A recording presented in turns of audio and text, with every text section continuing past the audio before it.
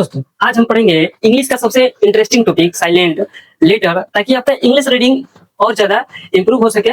देखिए, हमारा पहला हो जाएगा साइलेंट लेटर कि जब किसी वर्ड में ई के तुरंत बाद ई के क्या करें बच्चों, ई के तुरंत बाद ए आता है तो ए का उच्चारण नहीं किया जाता है, ए का उच्चारण नहीं किया जाता है। एग्जांपल देखिए, ये हो जाएगा हमारा ब्रेड, तो ये ब्रेड हो जाएगा। देखिए यहाँ पे आप देख पा रहे होंगे कि ई के जस्ट बाद क्या आया है, ए आया है, तो ए का उच्चारण कर बच्चों हम नहीं करेंगे। तो ये हो जाएगा हमारा ब्रेड, और इसी तरह से ये हो जाएगा ब्रेक, और ये हो जाएगा स्टेक। देखिए दूसरा नियम कि एम के बाद एम के बाद अगर बी आता है तो कह रहे बच्चों बी का उच्चारण नहीं किया जाता है, मतलब बी शांत रहता है। तो ध्यान से देखेंगे, देखिए ये हो जाएगा डम।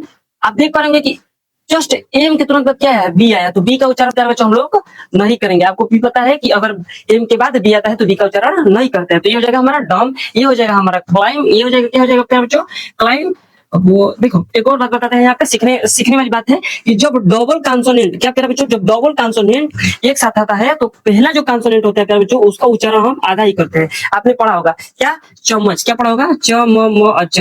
तो अगर हम हिंदी में बोलेंगे तो आप आराम से लिख लेंगे, लेकिन हम इंग्लिश में जब बोलेंगे कि आधा ही लेना है तो क्या लिखेंगे, आधा इस बनेंगे या आधा सो बनेंगे, ऐसे करके कैसे बनेंगे, ऐसे बनेंगे, तो ये क्या हो जाएगा, गलत हो जाएगा। तो आप लोग याद रखेंगे कि डबल जब कॉन्सोनेंट होता है एक साथ तो पहले वाला का उच्चारण हम आधा करते हैं, और जो दूसरा होगा कॉन्सोनेंट उसका हम लोग पूरा करेंगे। तो ये हो जाएगा शीर्षक को, और ये हो जाएगा पूरा मिलके क्लाइम, याद रखेंगे। इसी तरह से ये हो जाएगा क्या, क्रम, क्या हो जाएगा, क्रम। अब ध्यान से देखेंगे कि टी से पहले बी, क्या टी से पहले बी मतलब क्या है कि किसी भी वर्ड में टी के पहले बी आता है तो बी का उच्चारण प्यारे बच्चों नहीं करते हैं, क्या बी का उच्चारण नहीं किया जाता है। एग्जांपल देखिए, ये हो जाएगा शटल।